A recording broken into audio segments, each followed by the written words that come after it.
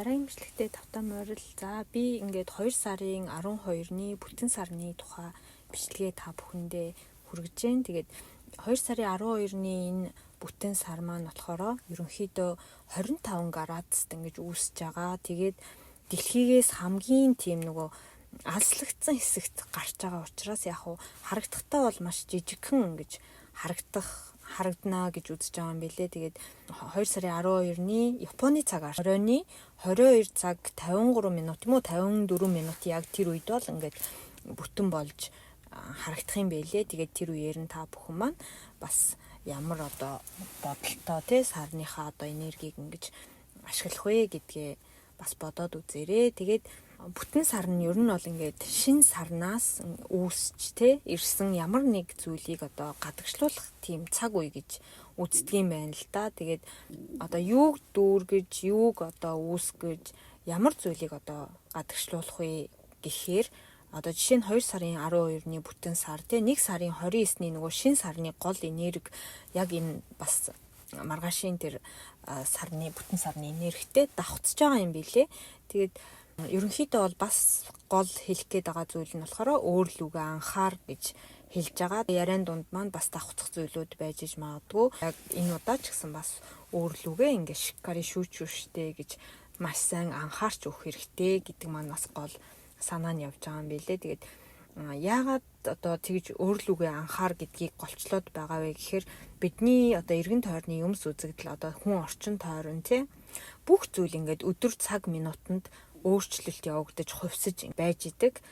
Тийм учраас хүн энэ бүхний дунд ингээд өөрийгөө яг яах ёстой юм болоо, юуны тулд амьдарч байгаа юм болоо гэд ингээд олж ойлгож чадхаа болдог гэж байгаа байхгүй юу. Тийм болохоор хүн өөрийнхөө одоо дотоод сэтгэлийг те ухамсарлаж өөрлөгөө ингээд анзаарахгүй бол маш амархан гадны ямар нэг нөлөө үг үйлдэл зэрэгт ерөөсөө автцдаг юм байна л та. Тэгээд бусдаа ингээд адилхан хуурч ингээд янз бүр болж ганхах тийм өөрийгөө биш. Ер нь бол ингээд тодорхой хэмжээний өөрийн гэсэн байр суурьтай, би гэдэг хүний үзэлтэй тийм зүйл дээрээ ингээд би ийм хүн гэдэг зүйл дээрээ бат ингээд зогсож чадах тийм сэтгэл зүг одоо энергийг өөртөө бий болгохын тулд өөрлөгөө анхаар гэд байгаа юм шиг надад бол санагдсан байхгүй. Тэгээд ер нь тэгдэж штэ тий хүмүүс ямар нэг юм лөө хуйлархаар дагаал манайхан ч юу н хуйлардаг ч юм уу. Тэгэл ингээл манайхнаар бол намирад гэж ярьдаг штэ тий. Тийм биш л байхын тулд хүн ер нь өөрлөгөө анхаарах юм байна л та. Тэгээд бусад эргэн тойронд хүмүүс яаж ч өөрчлөгдөж, яаж ч хуурч одоо ингээд юмс үзэгдэлч гэсэн ингээд таны одоо бодсноор болохгүй ч юм уу ингээд юм болгонд өөрчлөлт байдаг ч гэсэн та ингээд дотоод сэтгэл нь би гэдэг хүн юм шүү гэхэд тэрэнд амархан ганхаал болно гэсэн үг байхгүй юу. Энд нэг сайхан үг хэлүүлээл хитрхи их одоо хөөрөөл энд нэг муухай үг хэлүүлээл гундаж гунаалч юм уу ингээд ерөөсөө гадны нөлөөнөөс олж сэтгэл зүй ингэж хөрж өөрчлөгдөж хямархан баг болно гэсэн тийм утгаар өөрлөгөө анхаар гэдэг юм билэ. Тэгээд одоо юу гэдгийг бат бөхтэй суурьтай өөрийгөө бэлтгэхийн тулд одоо зөвхөн сарны энергийн үед өөрөөсөө өөртөө ингэж анхаарах биш. Ер нь бол өдөр болгон ингэж өөртөө анхаарад тэгээд өөрөөсөө ингэж би зүгээрээ гэдэг те би зүгээрүү гэдэг асуултыг бас асууж хариулж байх юм бол яваанда ингээд 100% зүгээр гэдэг хариултыг хэлж чаддаг болдог гэж байгаа байхгүй юу хүн. Одоо ингээд эхлээд би зүгээр үү гэд асуухад та магадгүй тий. Би одоо яг зүгээр юм болов ч гэдэг юм одоо нэг 20-30% та 50-60% ингээд хариулт байж магадгүй л тий. Тэгээ баг багаар ингээд өөрлөгөө би зүгээр үү гэд ингээд асуулт асуугаад өөрлөгөө ингээд хараад чиглээд яваад хахаар 100% би зүгээрээ гэдэг тий хариулт гарч ирдэг гэж байгаа байхгүй юу. Тэгээд ингээд дээрэс нь өөрт байгаа тэр хэрэггүй зүйл юу гэдгийг те чадахгүй гэсэн бодлоо бас орхиод хаяад ингээд баг багаар ингээ урагшлаад авах хэрэгтэй гэж байгаа. Ерөнхийдөө бол өөрийнхөө одоо нөгөө болохгүй зүйл те янз бүрийн одоо хэрэггүй бодлоо л ингээл орхиол урагшлаад авах хэрэгтэй гэж байгаа те. Тэгээ өнөөдөр бидний амьдралд одоо ингээд сайн ч бай, муу ч бай янз бүрийн зүйлүүд ингээд тохиолдож та сэтгэлээр унж баярлаж гунж байна гэдэг чинь ерөөсөө таны амьдралын өсөлт хөгжилтийн одоо нэг үе шат байдаг гэж би уншижсэн байхгүй юу. Тийм болохоор энэ маш үнэн үг юм шиг санагдаад байдаг.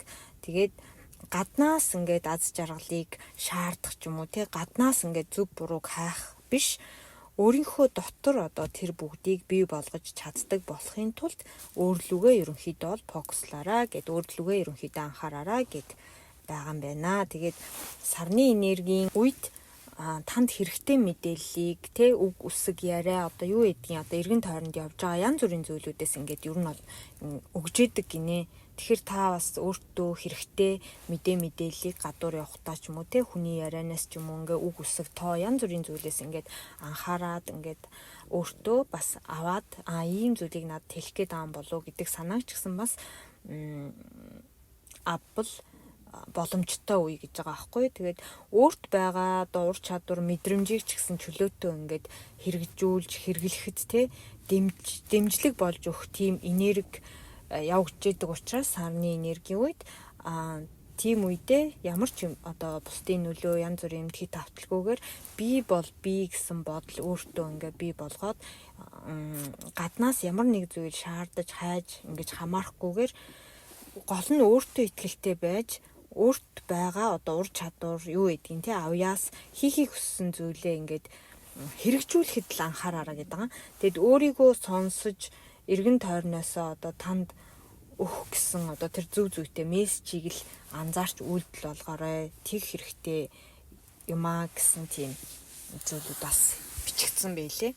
Тэгээд түрүүн бас хэлсэн баг энэ 1 сарын 29-ний сарны энергитэй энэ маргаашийн 2 сарын 12-ны сарны энерги бол ерөнхийдөө бол адилхан шахуу энергийн давхцал ингэж явагдаж байгаа. Тийм болохоор энэ сарны энергийн үед санаа зовлт, айдас түгшүүр нэг тийм одоо сүрэг энерги болоод байгаа зүйлүүдээ хоош нь тавиад ингээ өөрөөсөө салгаад яах ёстой вэ гэхээр аль болох өөрлөгөө анхаарад өөрийнхөө дотоод сэтгэлийг бас сонсоод ингээд юу хүсэж мөрөөдж байгаагаа илүү тод болгох нь зөв зүйтэй юм гэж хэлж байгаа юм билэ. Тэгээд энэ яг сарны энерги үеэр бас юу ингэж эргэж сэтэрдгүү гэхээр хүмүүсийн өнгөрсөн амьдралын одоо санаа зовлт, айдас түгшүүр одоо тэр сүрэг энерги гэдэг зүйлүүд бас ингээд эргэж ингэж гарч ирдэг юм байна л да. Тэгэхээр тийм зүйлүүдтэй одоо ингээд холбоотой байдаг гэж байгаа байхгүй юу. Тийм болохоор энэ бүтэн сарны энергийг ашиглаж одоо би зүгээрээ гэдэг өөрийгөө бий болгоод өөрийгөө багаагаар ангааж авах хэрэгтэй гэдгийг хэлээд байгаа юм байна. Тэгээ бүтэн сар байна гэд бодоод өнгөрөх биш өөрийгөө ирээдүйд ингээд гэрэлтүүлэхийн тулд мөн дээрэс нь одоо үргэлж ингээд баяр хөөртөө инээд дүүрэн байх тийм өөрийгөө бий болгохын тулд дотроо өөртөө зориулж сайхан үг бодорой гэж байгаа байхгүй яг энэ агшныг тааруулаад тэгээд 2 сард бол онцгойлон одоо тийм нэг энерги нь ямархуу энергитэй байгаа вэ гэхээр ерөнхийдөө бол нэг хэцүү цаг үеийн зов зүдэрч байсан үеийн нэг тийм ой санамжууд бол сэргэх магадaltaй гэж үзэж байгаа юм лээ. Тэгээ хүн болгонд мэдрэгдэх гэхээсээ илүү яах нэг тийм энерги бол явж байгаа учраас анхаарах зүйл нь бол өөрт байгаа зүйлдээ л анхаараараа яг одоо байгаа амьдралдаа талархаараа тэгээд ирээдүг сайн сайхнаар төсөөлж бодож байгаараа гэж хэлж байгаа байхгүй юу. Тэгээд өөрийнхөө бодлоос нөгөө улам гэрэлтэх сайхан амьдралаа бий болгох гэдэг л ойлголт юм шиг надад санагдаад байгаа.